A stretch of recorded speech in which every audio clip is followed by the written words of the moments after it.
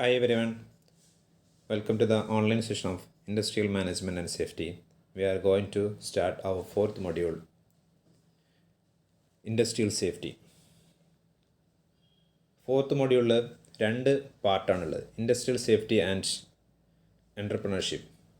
നമ്മൾ first industrial safety discuss ചെയ്യുന്നു. Importance of safety in industries. എന്താണ് ഇൻഡസ്ട്രിയൽ സേഫ്റ്റിയുടെ ഇമ്പോർട്ടൻസ്? എന്നാൽ നമുക്കറിയാം, ഇൻഡസ്ട്രിയിൽ ധാരാളം ആയിരക്കണക്കിന് ആക്സിഡൻസ് നടക്കുന്നുണ്ട് ഓരോ വർഷവും. അത് കാരണം കുറേ മരണങ്ങൾ, അതേപോലെ ടെമ്പററി അല്ലെങ്കിൽ പെർമനൻ്റ് ഡിസേബിലിറ്റീസ് എല്ലാം സംഭവിക്കുന്നുണ്ട് എംപ്ലോയീസിന്. അതുപോലെ സാമ്പത്തിക നഷ്ടം വേറെയും. എന്തൊക്കെയാണ് നഷ്ടമാവുന്നത്? Financial loss due to man hours and machine hours for both employer and employees. രണ്ട് പേർക്കും നഷ്ടമാണ്, എംപ്ലോയർക്കും എംപ്ലോയിക്കും.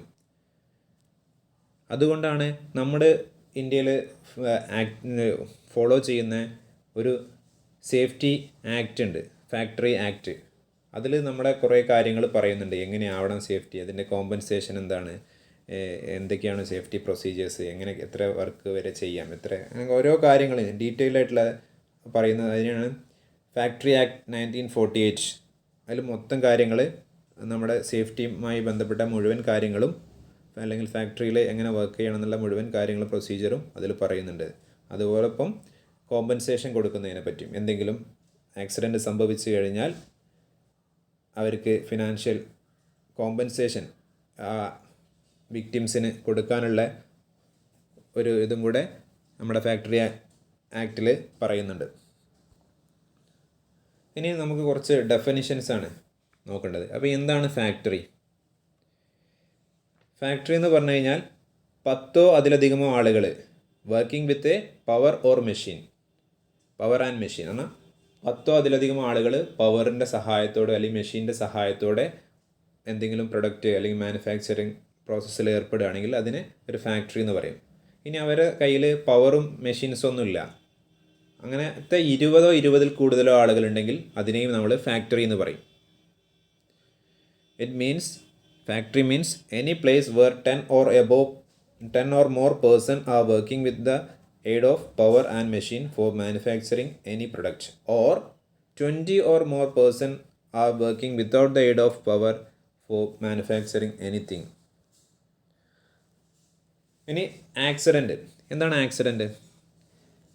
നമ്മൾ നേരത്തെ പറഞ്ഞ ഫാക്ടറീസ് ആക്ട് 1948 അത് വെച്ച് ആക്സിഡൻറ്റിനെ ഡിഫൈൻ ചെയ്തിട്ടുള്ളത്, accident is an unplanned and uncontrolled event in which the action of an object, subsistence, person or radiation results in personal injury or the probability thereof. Simply അതിനെ ഇങ്ങനെ ഡിഫൈൻ ചെയ്യാം ആക്സിഡൻറ്റിനെ: an occurrence or event which interrupts with the orderly progress of work in an industrial enterprises.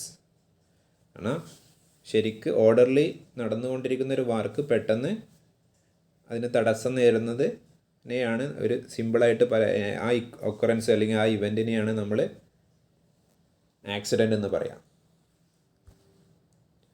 ഇനി frequency rate and severity rate.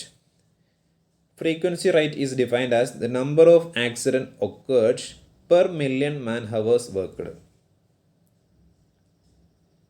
ആണ് ഒരു million man hours work ചെയ്യുമ്പോൾ എത്ര accidents occur ചെയ്തു എന്നുള്ളതാണ് ഫ്രീക്വൻസി റേറ്റിൽ പറയുന്നത്.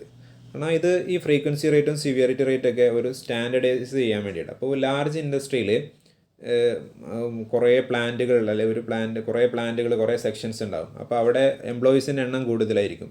അവിടെ അപ്പോൾ ഇതിൻ്റെ പ്രോബബിലിറ്റി കൂടുതലാണ് ആക്സിഡൻസിനുള്ള.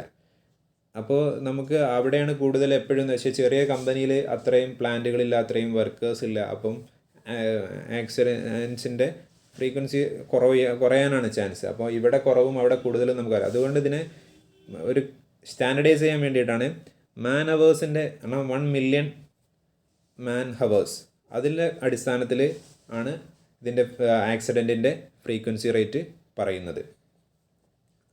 ഈ കാണാനുള്ള ഇക്വേഷനാണ് frequency rate equal to number of lost time accident into 10 lakh, that is 1 million divide by total number of man hours worked. ഇനി സിവിയറിറ്റി റേറ്റ് എന്താ പറയുന്നത്? Severity rate is the defined as number of man days loss per million man hours worked. നേരത്തെ നമ്മൾ പറഞ്ഞത് എത്ര അവർ നഷ്ടപ്പെട്ടു എന്നുള്ളതായിരുന്നു. ഇവിടെ എത്ര ഡേയ്സ് നഷ്ടപ്പെട്ടു എന്നുള്ളതാണ് സിവിയറിറ്റി റേറ്റിൽ പറയുന്നത്. കാണാനുള്ള equation severity rate equal to number of man days lost into 10 lakh divide by total number of man hours worked. ഇനി മറ്റൊരു ഫാക്ടറാണ് incident rate. Incident rate relates the number of occupational injuries and or illness or lost work days per 100 full-time employees. എന്നാൽ ഇപ്പോൾ I കാണാനുള്ള equation I equal to number of injuries into 1000 divide by total number of employees. എന്നാൽ ഇത് പറയുന്നത് ഇപ്പോൾ നമ്മൾ ഇപ്പോൾ ഈ കൊറോണ സീസണിലൊക്കെ നമ്മളെ ഇൻസിഡൻസ് റേറ്റ് പറയും. എന്നാൽ എത്ര ഇപ്പോൾ കുറഞ്ഞ സമയത്തിന് അകത്ത് മറ്റ് രോഗങ്ങളൊക്കെ പറയാറുണ്ട്. ഇപ്പോൾ ട്യൂബർകുലോസിസ് അല്ലെങ്കിൽ ക്യാൻസർ, ഇതുപോലെ ഒരു ഇൻസിഡൻസ് റേറ്റ് ഉണ്ടാവും. അതിപ്പോൾ കഴിഞ്ഞ വർഷം ഇത്ര റിപ്പോർട്ട് ചെയ്തു ഇന്നൊരു ലൊക്കാലിറ്റിയിൽ ഒരു പ്രത്യേക ഡ്യൂറേഷനിൽ. കാരണം ഇത്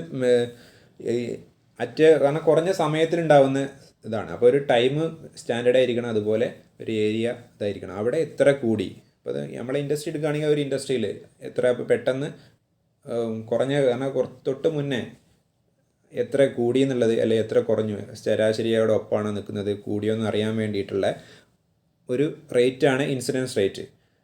എന്നാൽ പെട്ടെന്ന് നമ്മുടെ ആക്സിഡൻറ്റിൻ്റെ എണ്ണം അല്ലെങ്കിൽ ഇഞ്ചുറീസിൻ്റെ എണ്ണം കൂടിയോന്ന് അറിയാൻ വേണ്ടിയിട്ട് അങ്ങനത്തെ പെട്ടെന്നുള്ള കാൽക്കുലേഷനാണ് നമ്മൾ ഇൻസിഡൻസ് റേറ്റ് ഉപയോഗിക്കുക.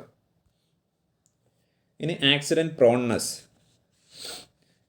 It may be defined as the continuing tendency of person to have more accident as a result of persisting characteristics.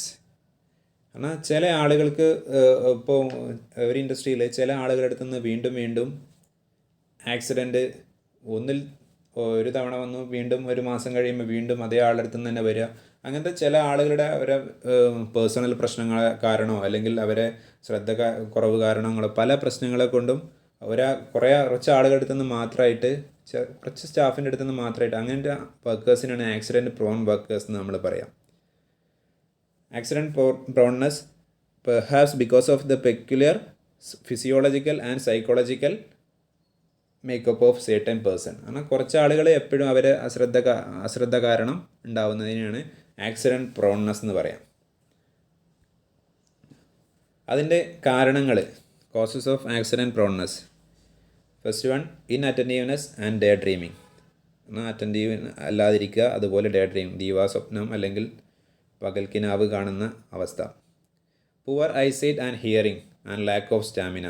കാഴ്ച, കേൾവി. ചിലപ്പം നമ്മളൊക്കെ ഒരു പ്രഷർ ഗേജിൽ ഇത്ര എത്തിക്കഴിഞ്ഞാൽ വാൽവ് ക്ലോസ് ചെയ്യണം എന്നുള്ള ഇതുണ്ടാകും. പക്ഷേ ആ വാൽവ് കാണാനുള്ള ഇത് പുവർ ഐസൈറ്റ് ആയിരിക്കാം ആൾക്ക് ഉണ്ടാവുക, അല്ലെങ്കിൽ ചിലപ്പം വാണിംഗ് അലാം അടിച്ചിട്ടുണ്ടാവും, അത് കേൾക്കാനുള്ള ഹിയറിംഗ്, അതുപോലെ lakh of stamina.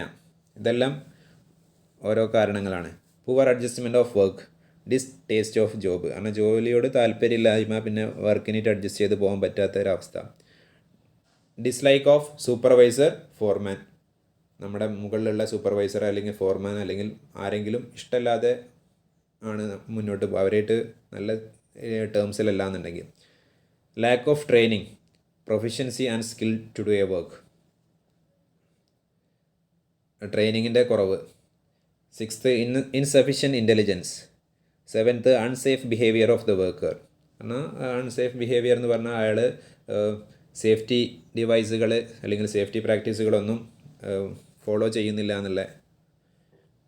Immature age, lack of health, lack of experience.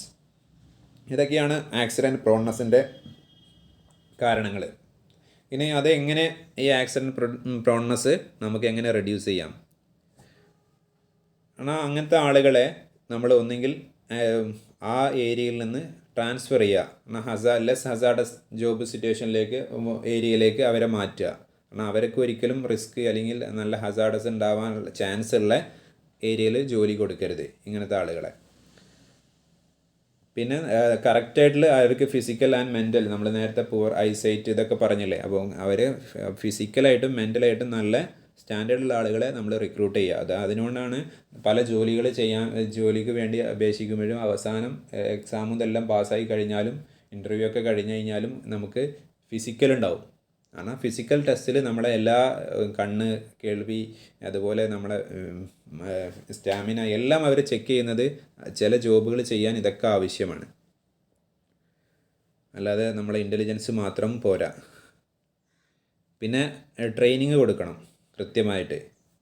പിന്നെ അവരെ encourage employees working and not get unnecessarily perturbed, frustrated and emotionally disturbed. അവരെ അങ്ങനത്തെ ഒരു അവസ്ഥയിലുള്ള ആളുകളായിരിക്കും. അപ്പോൾ അവർ ഫ്രസ്ട്രേഷൻ കാരണം അല്ലെങ്കിൽ അവരെ ഒരു തീരുമാനം എടുക്കാൻ അവരിങ്ങനെ ചാഞ്ചാടിക്കൊണ്ടിരിക്കും. കാരണം എന്ത് ചെയ്യണം എന്നൊരു മുന്നിലൊരു പ്രോബ്ലം വരുമ്പോൾ പെട്ടെന്ന് ക്വിക്ക് ഡിസിഷൻ എടുക്കുന്നതിന് പകരം അങ്ങനത്തെ ആളുകളെ നമ്മൾ എൻകറേജ് ചെയ്ത് കൊണ്ടുവരിക. ഇതൊക്കെയാണ് മെത്തേഡ് പറയുന്നത്.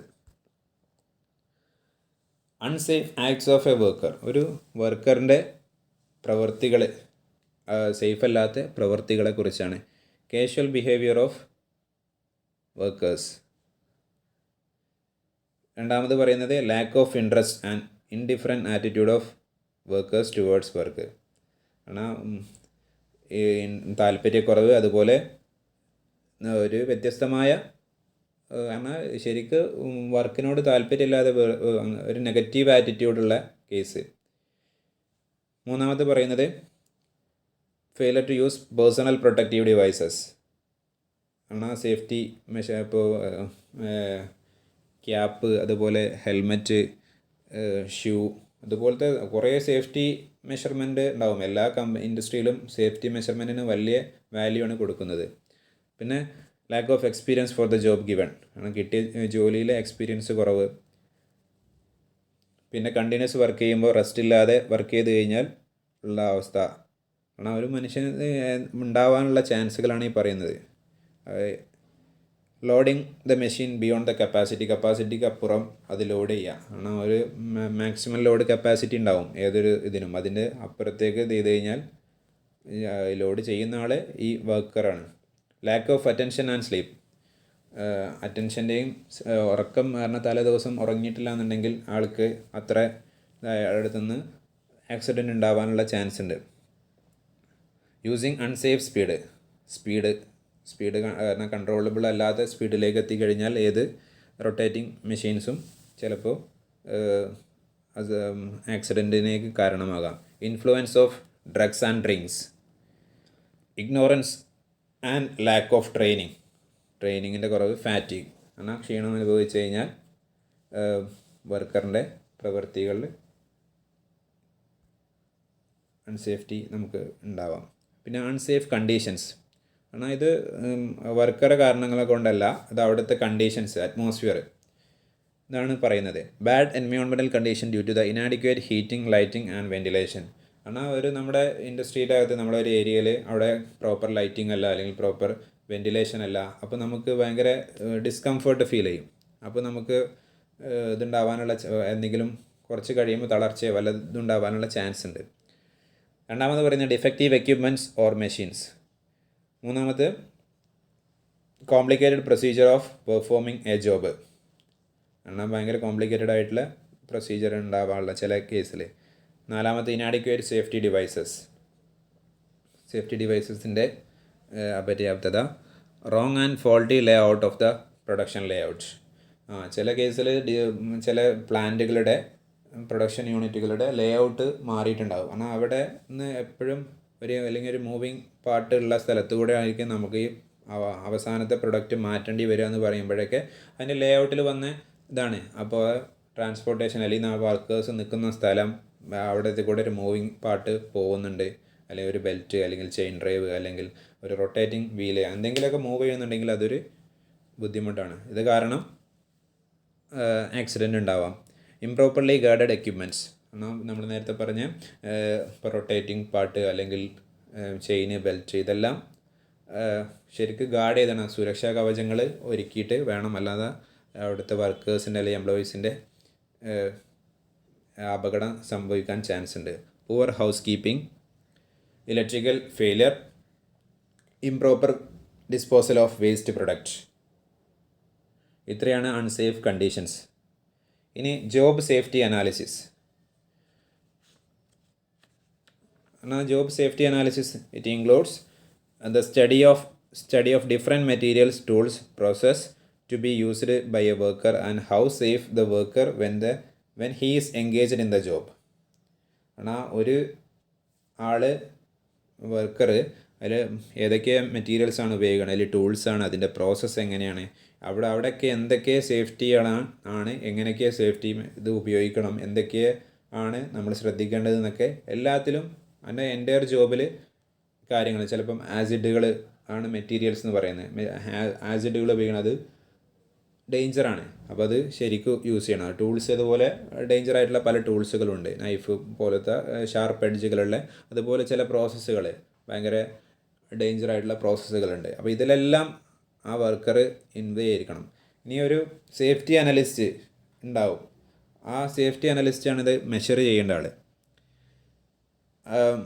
Measures are provided to worker at each and every stage of his function, and further they see that the trained person should be appointed in the specified job. The entire analysis is called job safety analysis. കാരണം ഒരു safety analyst ഉണ്ടാകും, അയാളാണ് ഈ എല്ലാ പ്രശ്നങ്ങളും എല്ലാ ഏരിയയിലും എന്തൊക്കെയാണ് അത് കറക്റ്റ് ഇല്ലാത്തതാണെങ്കിൽ അവിടെ ഒരു ട്രെയിൻഡ് പേഴ്സണെ അപ്പോയിൻറ്റ് ചെയ്ത് കൊടുത്താൽ എന്നാണ് ഒരു ആക്സിഡൻ്റ് ഇല്ലാതെ ഇതാക്കേണ്ട ഉത്തരവാദിത്വം ഈ safety അനാലിസിസിനാണ്.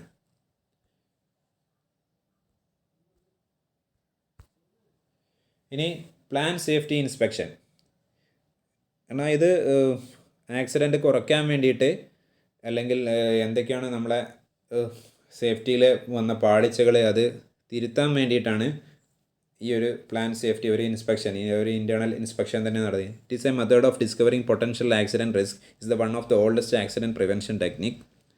It's purpose is to find and remove all unsafe conditions or unsafe practices in the entire plant in one stroke. എന്നാൽ അൺസേഫ് ആയിട്ടുള്ള കണ്ടീഷൻസ് അതുപോലെ അൺസേഫ് പ്രാക്ടീസസ് ഇത് രണ്ടും റിമൂവ് ചെയ്യാൻ വേണ്ടിയിട്ട് നടത്തുന്ന ഒരു ഇൻസ്പെക്ഷനാണ്. The ultimate aim is to make all the operation safe and efficient. എന്നാൽ എല്ലാ ഓപ്പറേഷൻസും സേഫും അതുപോലെ എഫിഷ്യൻറ്റും ആയി ഇരിക്കുക എന്നുള്ളതാണ് ഇതിൻ്റെ അൾട്ടിമേറ്റ് എയിം. ഇനി industrial safety policy. Industrial safety പോളിസിയിലെ എന്നാണ് വരുന്നത്, അതിൻ്റെ ഒബ്ജക്റ്റീവ് വരുന്നുണ്ട്. ഒബ്ജക്റ്റീവ് ഇത് നമ്മൾ നേരത്തെ പറഞ്ഞ ഫാക്ടറീസ് ആക്ടിലെ കാര്യങ്ങൾ, അതിലെ safety and health requirement of factories ആക്റ്റാണ് നമ്മൾ ഫോളോ ചെയ്യുന്ന ഒരു സേഫ്റ്റി പ്രൊസീജിയർ. അപ്പോൾ അതിൽ എന്താണോ പറയുന്നത് അത് മുഴുവൻ ഫോളോ ചെയ്യാം. To maintain safe and health work places and safe system and method of work. 3. To provide all concerned with the information, instruction, training and supervision they need to work safely.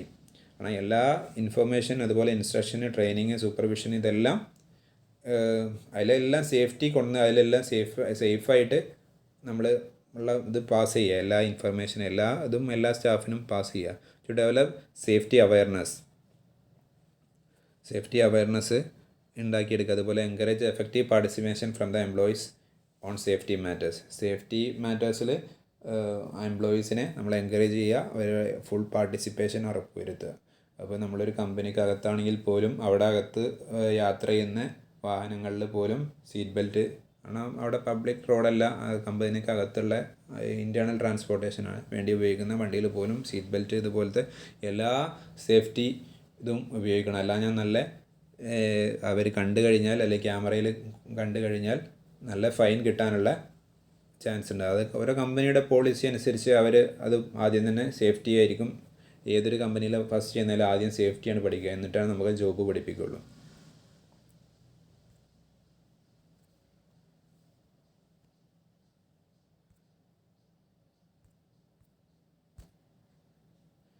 ഇനി causes of accidents എന്തൊക്കെയാണ്?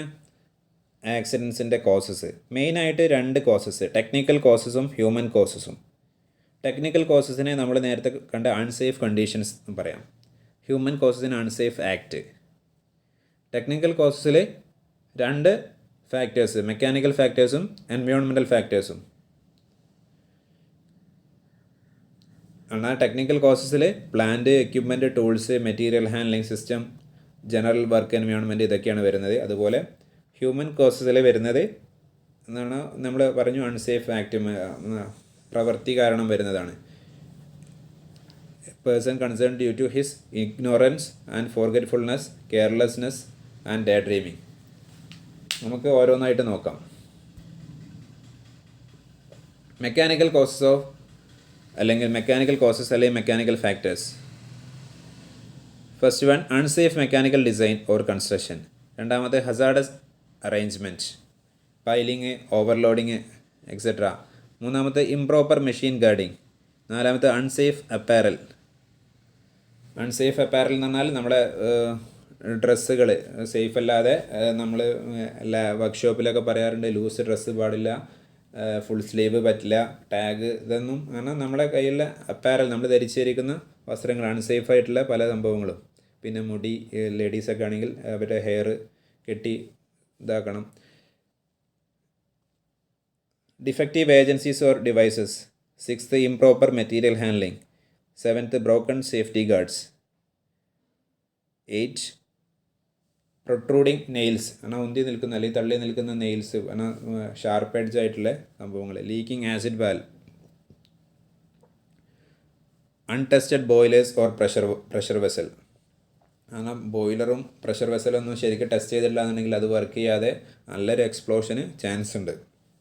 അപ്പോൾ ഇതെല്ലാം test ചെയ്തിട്ട് വേണം ഉപയോഗിക്കാൻ. ഇനി environmental factors. എന്നാൽ നമുക്കറിയാം ടെമ്പറേച്ചർ വളരെ കുറഞ്ഞു കഴിഞ്ഞാൽ നമ്മൾ വിറക്കും, ഷിവറിങ് സംഭവിക്കും.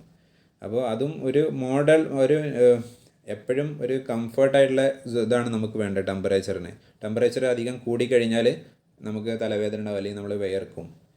പിന്നെ ഹ്യൂമിഡിറ്റിൻ്റെ കേസും അതുപോലെ തന്നെ. ഹ്യൂമിഡിറ്റി കൂടിക്കഴിഞ്ഞാൽ നമുക്ക് അൺകംഫർട്ട് അല്ലെങ്കിൽ ഡ്രൗസിനെസ് ഫീൽ ചെയ്യും, എന്നാൽ ഒരു മയക്കം ഫീൽ ചെയ്യും.